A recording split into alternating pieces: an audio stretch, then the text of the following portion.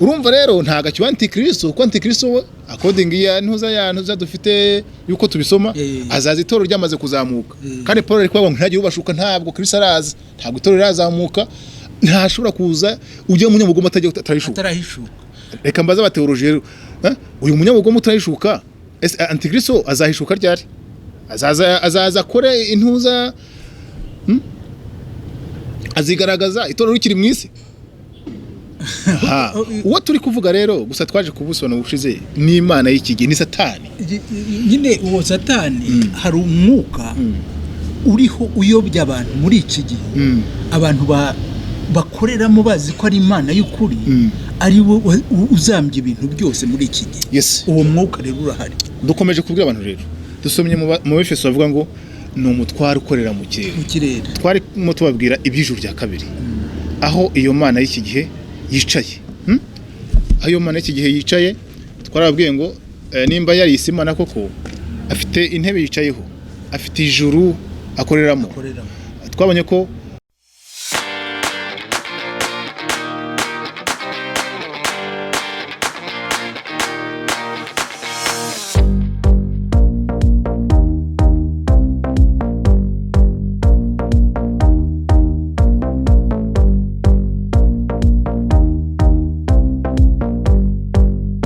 reka tubifurize mwese amahoro y'Imana abadukurikiye kuri Rabagirana Family TV nkuko turi kugenda tubimenyera tubagezaho ibiganiro by'iyobokamana turashima Imana rero ko mu by'ukuri turi kwakira feedback nziza ko muri gukurikirana ibiganiro n'umugisha ukomeye kuri twebwe reka rero tubamenyeshe yuko n'ubundi rwose turi mu matangira amasomo dufite ni menshi cyane amahishurirwa dufite Imana yaduhaye mu by'ukuri ni amahishurirwa akomeye rero reka n'ukuri tubashimire abari mu Rwanda abari mu mahanga muri kutwereka yuko muri gukurikirana ibi byigisho muri kwakira irihishurirwa Imana iduhaye muri gufashwa n'ukuri natwe biradushimisha cyane kandi ndagira ngo mbabwire ngo nta kiraba kuko no kuri ijambo dufite ntabwo ari amagambo gutyo gusa ahubwo ni ijambo riherekejwe n'imirimo n'imbaraga n'ibitangaza n'ibimenyetso muzabibona kuko nyine nkuko twabivuze ni igihe gikwiye cyo gukora kubiteka reka rero n'ubundi tudatinze dukomeze nkuko bisanzwe mumaze kutumenyera igihe ni Christophe Sebanani mugenzi wanjye nawe nanjye ningira abatore François François umeze neza uri kurabagirana iyi ngiyi ni Rabagirana Family TV abantu tugomba kurabagirana kandi dore impamvu tugomba kurabagirana rega umucyo wararashe Yesu Kristo ni umucyo w'isi ni umucyo w'isi rero nimba umucyo kurasiye ugomba kurabagirana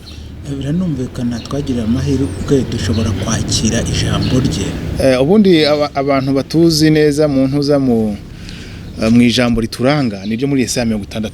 bivuga ngo byukura bagirane ko umucyo wawuje ubwiza bw'Uwiteka bukabukurasiye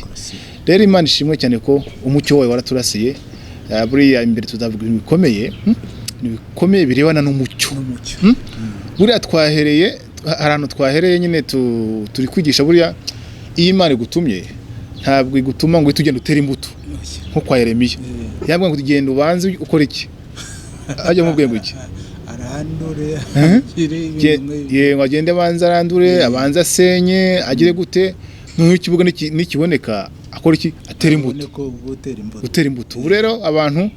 bumva turi kuvuga Imana y'iki gihe hari abajyanga bari turi gupromotinga Satani turi gusenya ibintu bitandukanye kuko hari ibintu yubatse mu bwonko bw'abantu mu myemerere y'abantu mu buzima bw'abantu kandi reka mbabwire ntabwo ibyo yubatse mu gihugu kimwe cyangwa bibiri twagiye uhereye ku kuremwa kw'isi ndetse na mbere yaho rero tuzabagezaho ibintu byinshi cyane yabihishurirwa Imana yaduhaye ndetse yewe nihishurirwa byo mu ijambo ry'Imana ariko rijyanye n'iki rijyanye nanone na facts n'ubumenyi n'amateka n'ibyabayeho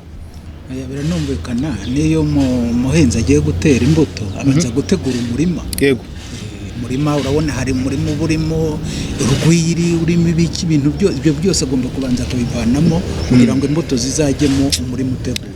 Reka mbwire abantu bagitangira ntimuri abanyamahirwe batangiranye natwe kutwumva n'abanyamahirwe kuko hari abandi bazatwumva umuriro watse bati uwo muriro watse ukomotse hehe uvuye hehe, ariko nk'abazadukurikirana step by step sibyo ntabwo umuriro uzabakaho baza batarika ibya bintu dukurikije process dukurikije etape ye yari ahishurirwa ibiganiro twumvise nta gitangaza kirimo kuba tubonye ibintu mu isi, ariko nko mu minsi iri imbere abantu bazoshobora kuzabona umuriro watse bati ibintu biturutse hehe bakabiberwaho biturutse. Reka duteguze abantu rero, ariko ijambo ry'Imana rirabisobanura. Rero si igitangaza kuba twaratangiye gufasha abantu kumenya isomo ryitwa Imana y'iki gihe. Imana y'iki gihe bivuze Imana y'isi, God of this age, God of this world. Ni Imana y'isi, ariko isi turi kuvuga nayo ntago ari ibitaka ibi ngibi, kuko Bibiliya iravuga ngo isi n'ibirimo n'ibyo Uwiteka. Iyi ngiyi tere mu Gifaransa, ariko iyo tuvuze ngo Imana y'isi hari system ikoreramo. System yayitangiye ryari rero twagiye tubyerekana, ariko icyo yashyize imbere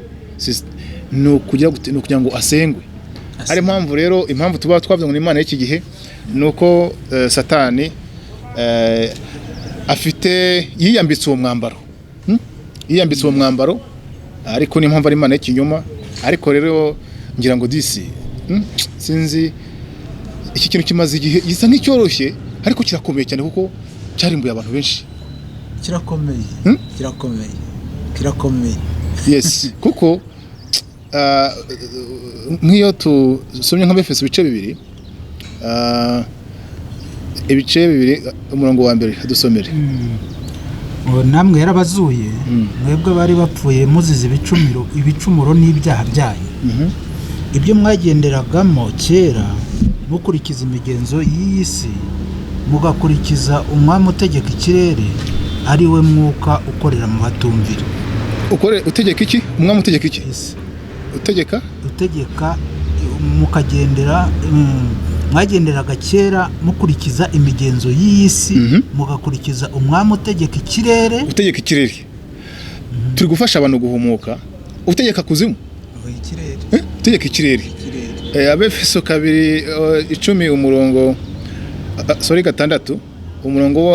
w'10 na 11 gutyo ho twarabisobanuye yuko ngo nabatware bahano mu kirere. Nicyo turi gusobanurira abantu rero. Ubundi ibi ni ibintu bikomeye bavandimwe. Impamvu turi kwivuga nuko isi irakubititse. Buriya jewe njya mbabara cyane mu by'ukuri, njya mbabara abantu iyo biyahuza ibintu bitandukanye. Buriya hari umugabo umwe avuze ikintu cyiza w'umwanditsi, reka muvugeho gatoya ngira ngo naramukotinze hano. N'umwanditsi mugenzi wanjye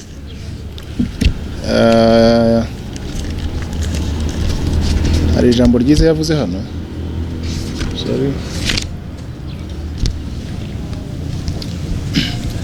N'umwanditsi witwa Ivar Risina, hari igitabo yanditse cyitwa Bookman and Magic. Bookman, God and Magic. Yaravuze ngo umuntu akenera ibintu by'umwuka cyane. Ibyo bikaba bimutandukanye n'ibindi biremwa, kandi nibyo bituma abisumba. Avukana icyifuzo cyo gushaka kumenya ibyo atazi. Yagiye abuzwa amahwemo n'ibibazo nk'ibi. Ngo intego y'ubuzima ni iyihe? Isi nyibereyeho iki? Bigenda biti umuntu apfuye? Umuntu ahuriye he n'isi ndetse n'isanzure ry'ikirere? Nanone yagiye ashakisha uko yagirana imishyikirano ya bugufi n'ikintu kimuruta cyangwa kimurusha imbaraga, kugira ngo ashobore kugenzura ibimukikije n'ubuzima bwe.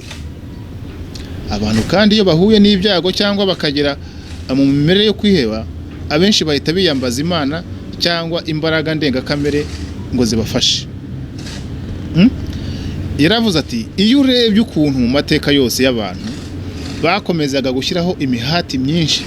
bashakisha uko bagera ku rwego rubarenze, biragutangaza cyane imihati yabo ntibandaga gusa kugushaka ibyo bakenaga mu buzima ahubwo bahoraga bashakisha bakubita hirya no hino bifuza kubona ibyo batashoboraga kugeraho icyo cyifuzo kidasanzwe kiba mu bantu ni inyota y'iby'umwuka uri kumva ni inyota y'umwuka urumva wa mugani kubera ukuntu umuntu aremye umuntu n'umwuka afite ubugingo atuye mu mubiri sasa rero niko aremye nyine aremanye icyuho kuko uriya mwuka tuvuga ubundi niwo muntu w'imbere uriya rero yaremanywe gusabana n'Imana afite icyuho rero cyo gushaka kujya gute kuba ari kumwe n'Imana yes mbega arayishaka ni ibintu umuntu yaremanywe buriya nabare bavuga ngo nabahakanyi ngo ntibashaka Imana sibyo buriya no kwinjira muri siyanse cyane no mu bimera burya hari inyota mu mwuka ibamo rero abantu bakeneye kwisunga ikintu kizabafasha nyuma y'urupfu ikintu kibafasha nyuma y'aho imbaraga zabo zigarukira mu by'ukuri ibyo biterwa n'iki ni uko umuntu ari umwuka mu by'ukuri urebye umuntu agenda ashakisha izindi mbaraga ziri hejuru yes nk'uko uyu mushakashatsi Ivaris nabivuze ku cya gitabo cye nk'uko tumaze kukivuga so rero bavandimwe impamvu bivuze ibi ngibi ni iki ni uko isi yose itwawe n'ibintu by'umwuka nimba rero ibintu by'umwuka bitari mu murongo muzima niyo mpamvu nyine uwo mwuka tuvuze ariwo urangira ubyaye systeme hari impamvu mu by'ukuri muri iki gitabo nyine twasobanuye Imana y'ukuri sibyo ko nayo ari umwuka hari UNESCO ubwo yashingwaga UNESCO baravuze ngo nabyo mbifitemo kote ni ndende ariko hari icyo bavuze bajya kwishinga baravuze ngo intambara ngo ziri mu isi ngo zifite isoko ngo mu mwuka w'umuntu ngo niyo mpamvu ngo gufata mezire ingamba zo gukemura ngo ibyo bibazo ngo ntabwo ngo mezire politike uburyo bwa mezire politike n'iki ntabwo bishobora gukemura ibibazo by'intambara iri mu isi ngo ahubwo ngo bazinjire ngo mu mwuka w'umuntu aho byatangiriye ngo niho bizabasha gukemuka kinavuze semana yanjye kuko iriya statement ni intuza ni nkuko rero yishyizemo yagiye yicara muri UNESCO avuga kiriya kintu abantu bagiye bare muri preambire za UNESCO ishingwa ngo ibibazo n'intambara tubona mu isi ngo bituruka mu mwuka w'umuntu ngo niyo mpamvu ingamba za politike n'iki ntabwo zibasha gukemura ibyo bibazo ngo bishiriho ngo kiretse basubiye mu mwuka w'umuntu ubwo ni nka ko ni mu umupira warengeye urengurira urakoze cyane rwose umupira warengeye buri munsi niho urengurira iyo tuvuga ibi rero ntabwo tuba turimo dukina ntabwo turi gukina turi kuvuga ibintu biremereye nkatwe twagiye mu bushakashatsi butandukanye abantu bo ku isi yewe n'abami n'abayobozi b'ibihugu bakenera ibintu by'umwuka bakenera imbaraga z'umwuka niyo mpamvu rero ariko dusomere Daniel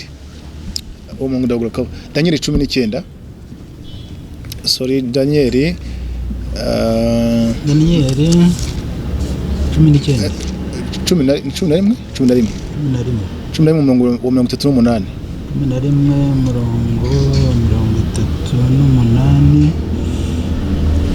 uravuga ngo ahubwo mu cyimbo cyayo azubaha Imana y'ibihome nuko Imana basekuruza batigeze kumenya azayubahisha izahabu n'ifeza. Iyo ni Imana basekuruza batigeze kumenya azayubahisha izahabu n'ifeza n'amabuye y'igiciro cyinshi n'ibintu by'igikundiro ngo kandi azanesha ibihome birusha ibindi gukomera. Uwo muntu azagenda anesha ibihome birusha ibindi gukomera afashwa n'iyo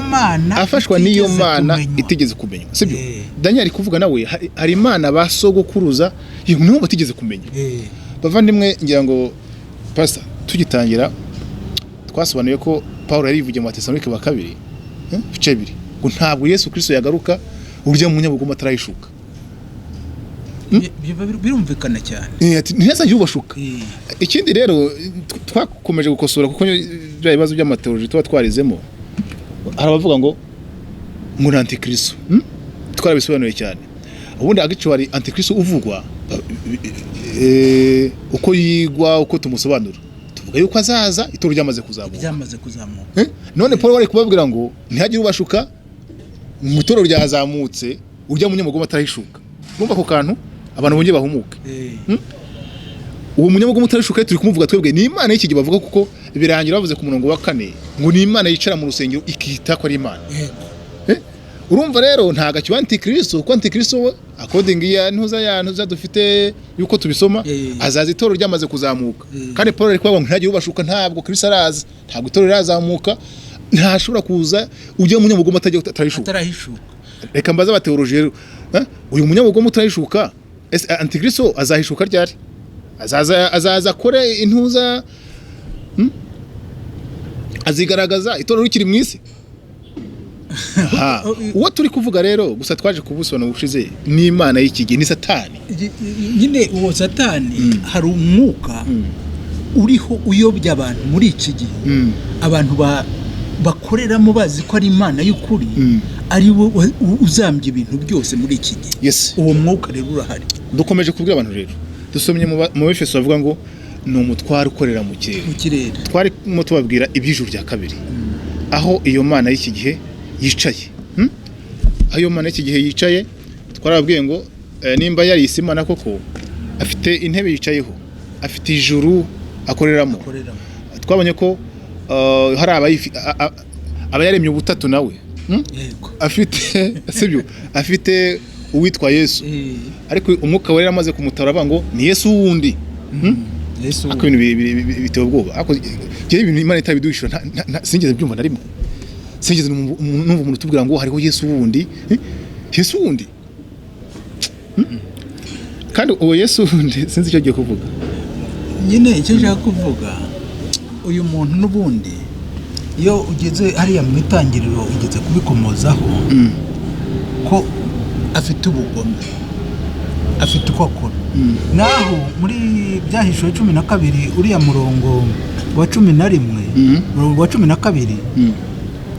aho ijambo rivuga ngo nuko rero wajuruwe namwe abari bamo ni mwishimye ngo naho wowe wasiwe nawe wanyanjawe mugushije ishyano ngo kuko Satani yabamanukiye afite umujinya mwinshi azi yuko afite igihe gito. Yes. Donc urumva abantu bumve ko uyu wamanukiye isi nuba aracyayiriho. Ariko nanone tubahumuze tubabwira ngo ni muhumure. Umunsi rega twatangiye kuvuga Imana y'ukuri umuriro ruzaka. Kandi abantu bahumure kuko iki kiremwa kigize nyine kabutindi cyanatsinzwe. Cyanatsinzwe n'ubu turi kukivuga, turi kugishura, bamaze kukimenya bose bava mu mwijima. Ariko nyine iyo utarakimenya, iyo utaragihishurirwa ufite akaga gakomeye cyane. Nyine ubundi cyaratsinzwe. Turabizi ko kuva Yesu yakwitangaho igitambo akazuka mu by'ukuri yaratsinzwe. Ariko nk'uko twabivuze arakora mu buryo butari bwo, kubera ko ubu ngubu ni uburiganya akoresha. Urakoze cyane. Ubundi niyo usomye mu Efeso ngo zirantwara ngo muhagarare mu mwami no mu mbaraga z'ubushobozi bwe bwinshi, ntabwo banga mu Rwanda cyangwa mujye gute ngo kugira ngo muhagarare mudatsinzwe n'uburiganya ka Satani. Ntibavuga imbaraga, ntibavuga iki niki kuko yabaye neutralize, yabaye paralyze. Ariko ikintu cyitwa uburiganya n'uyu munsi buriya ubundi uko namubonye Satani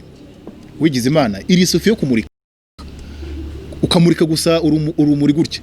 ahita ahunga nizo mbaraga zimutsinda. Mbega buri icyangombwa igikwiriye nuko abantu bamumenya, bakamenya imikorere ye rwose. Icyo gihe abantu bose bakamumeta. Uza abantu bari kubohoka,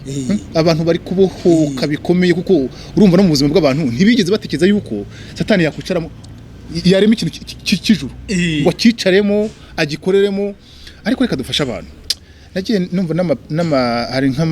ibiganiro bikomeye by'abakozi b'Imana, amadebate akomeye cyane ku mateleviziyo akomeye, bajya impaka ku bantu bavuye ngo mu ijuru. Urabona abantu bihanga ntabwo ndi bumentioning amazina, ariko hari abantu bakomeye, profeti bakomeye bagiye batangaza imperuka. Ngo imperuka ngo izaba kino gihe. N'ubugiye abantu bagiye za Google bagiye baba ngo abantu runaka ndetse bakoresha icyongereza n'igifaransa no mu kinyarwanda babibonamo abantu bagiye batangaza ngo imperuka ngo izaba kino gihe. Buri ikintu cyitwa ubukristo nicyo cyakunze kugwa muri uwo murongo, ariko n'ubundi muri iryo joro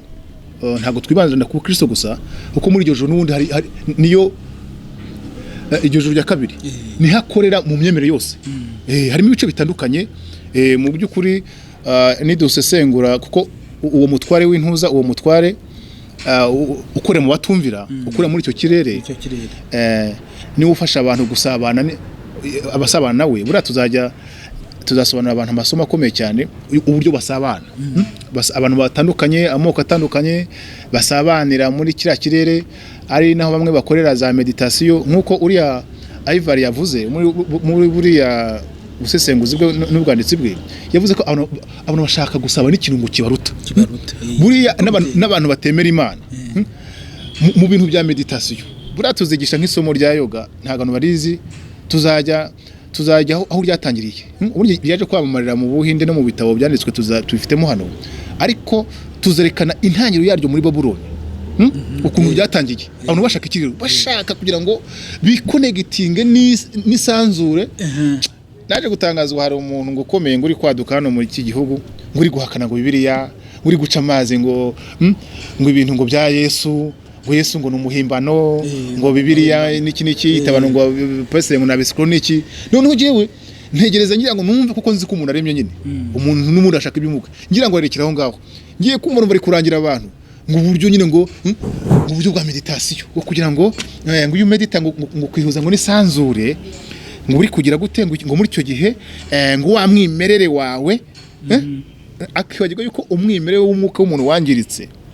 ubwo icyaha cyabagaho, ubundi yaje gusabana n'uwo mutware ukore mu batumvire. None rero bo bahita babwira abantu ngo ikintu cyose ngo kimyemerere ngo cyanduza ngo umwuka w'umuntu, rero ngo ni byiza ngo gusabana ngo nisanzure ngo Imana yaremye, bikahita birangira rero bari gusabana n'Imana y'iki gihe, uwo mutware w'umukire batabizi, ariko tujuru yanyuta umuntu afite, n'utamenya Imana y'ukuri ngo uyisenge, uzisanga uri gusabana n'ikindi kintu. Impamvu buriya kuri gusabana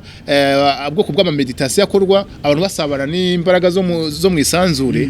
tuzabibereka uretse ko byinshi biri muri iki gitabo, agiye tubica hejuru kugira ngo n'ubundi n'abashaka gusoma igitabo bagisome. Mu magambo make abavanaho bari akagenda akabatereka ahandi hantu. Yes, nicyo twavugaga. Abantu benshi umuntu wese akeneye izindi mbaraga z'umwuka,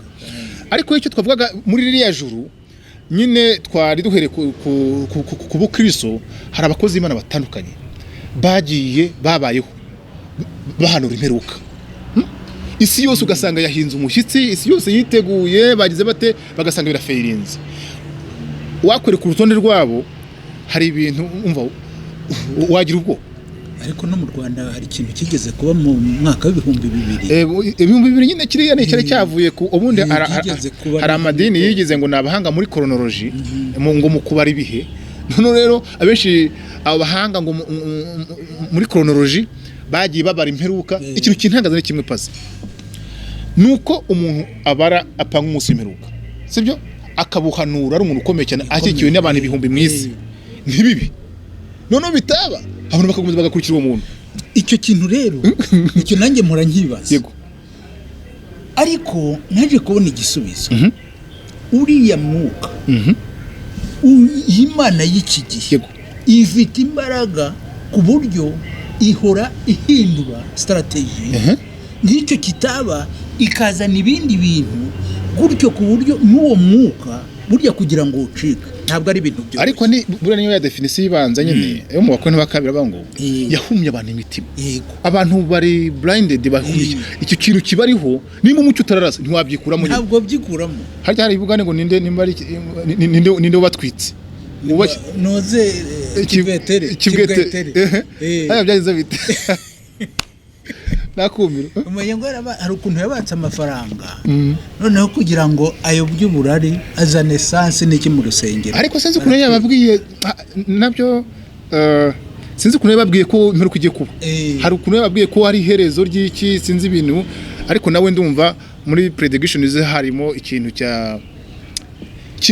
cyuko hari ikintu kigiye kuba, hari imperuka n'iki, hanyuma abantu ntuze ni kugira ngo abashobore yabwiraga ko imperuka igiye kuba, ariko objectif yari afite ni ukwishakira amafaranga. Hari umugabo ukomeye, siniwe muvuga izina rye, we yahanuye n'intambara y'isi yose ngo nirabaye. hehe nyuma y'isi ahanura imperuka iraferinga ibaze naho umuntu ahanuye guerre mondiale irabaye ubure kwitabwira abantu ngo imperuka izaba iki gihe uretse nawe rero n'abandi benshi cyane bagiye bahanura ibintu by'imperuka ibyo bintu sasa rero bavandimwe turi kuvuga nuko bahumura icyo kirere kiyobowe niyo mana abo bantu bakurikiye n'amamiliyoni y'abantu yewe harimo ari n'abakurikiye n'abaperezida b'ibihugu harimo n'abakurikiwe n'abantu bakomeye mu isi ariko icyo cyuka kikaza muri abo bantu ibyo bintu byanaferinga izo mbaraga zikabagumana ariko turi kubabwira ngo igihe gikwiye cyo kuba kubiteka kirasohoye iyo nyagwa y'Imana y'ikinyoma igomba kumenyekana isi igomba kubohoka nk'uko twabivuze Yesu yavuze ngo ubutumwa bwiza bw'ubwami bugomba kwigishwa bugomba kuba ikimenyetso cyo guhamiriza amahanga yose buriya ni ikindi kintu tutari buvuge gutya ngo tujye en detail tugira ngo tubabwire ngo nyine urumva muri iri juru rya kabiri aho Satani yicaye imikorere ye nyine atanga amaviziyo rero ni abakozi bi buriya kamabwire mu bushakashatsi igihe nakoze ntavuga hano ku buryo buteye ubwoba hari ikibazo gikomeye cyane urebye buri dini ryose ukajya ngo ryatangiye gute ryatangiye gute umuntu warishinze cyangwa se wahawe iryo yerekwa yeretswe iki yahuye nande sibyo Imana mwishuriye gute imuhiye message yazanye mu isi bavandimwe icyo mbafashe giye no kubahumura fata amadini akomeye yose sibyo ubwo tudutoya twani wacu utu twa revival twihoreye tujye kuri amadini uzi akomeye mu isi winjire kuko twe turi kubahumura buri ukore ubushakashatsi cyangwa se ntuzagire ikibazo uzashaka kumaza ngo mbwira turi nka buryo uri kumbaza kugira ngo bimenyere mbwira iri dini ryashinzwe riti warishinze nindi yarishinze ati yarayobowe n'uhe mwuka yahawe iyi message nihe Mana nzakubwira ni ibintu biteye ubwoba ku buryo c'est grave burya niyo mpamvu namenye impamvu Paul yavuze ngo ntabwo Yesu yagaruka ujya mu nyamugoma atahishuka buriya rero hari ikintu nabonye abantu bariga ariko burya abantu ntabwo bajya basoma ngaha no muri iyi Bibiliya dufite twese ubona abantu bafite birasobanutse iby'Imana y'iki gihe nk'iyo someye umuntu hariya mu Matesalonike bavuga iby'iriya Mana y'iki gihe nyine nk'ariya Pawulo avuga ko Yesu adashobora kuza iriya Mana y'iki gihe itarahishuka iyo umubwiye ko Satani iyo Mana y'iki gihe yicaye mu rusengero aravuga ati ibyo ntibiba muri Bibiliya ahubwo se ikindi nuko hariya ko agerageza kurwanya n'ibyitwa Imana n'ibigirwa Imana kugira ngo ukore iki kugira ngo yite Imana rero kugira ngo ubwire umuntu ngo Satani yicaye mu rusengero kubera ko bazi ngo uwo mwuka uba urabafashe nyine kiriya gitwikirizo kibariho ntabwo bashobora niyo babisomye niba byumva nicyo nabwiye abantu rero bavane ko turi kutanga pica nini cyane ubone se na detail tuzajya tuzijyamo navuze ngo umuntu ushaka kumenya amateka y'imyemerere uzi ku isi n'idini rikomeye ku isi igihe uzambaze ngo harya ninde warishinze wese abashaka kwikora ubushakashatsi kuko tumaze kwamura sibyo ugiye gute uvuga ngo iringiri ninde warishinze ajya kurishinga byagenze gute abenshi babure mu kirwa abenshi babonekirwa kandi baba bagiye muri rya juru rya kangahe rya kabiri none ugenza gufasha kukwereka ngo abenshi bazata bahumuka babyibonera uzabiyoberwa azambwe mu mfite amazina sibyo y'abantu bagiye berekwa bahabwa amaviziyo yo gushinga amadini agakomera mu isi n'uwo babonekeye na message yabahaye kandi umunsi ni ibintu bikomeye mu isi kumvise muri Daniel ngo yewe niba mukorera bakamuyoboka yewe azabaho n'ibihugu hwingurura arabibaha ibihugu bavandimwe iriya juru ni ijuru rikakaye mariko mvuga ariko mu by'ukuri gikinyoma kiri aho ngaho ari impamvu twabwiye abantu ngo nibahumure cyaciweho iteka ariko kandi rero kimaze igihe gifashe isi kigoye abantu kuko nkuko twabivuze bura tuvuze icyo kimwe cyabagiye ba predictinga imperuka ibintu bigaferinga uko rero niko bagiye banahanura ibindi mu buzima bw'abantu mu buzima bameze nk'ibikuke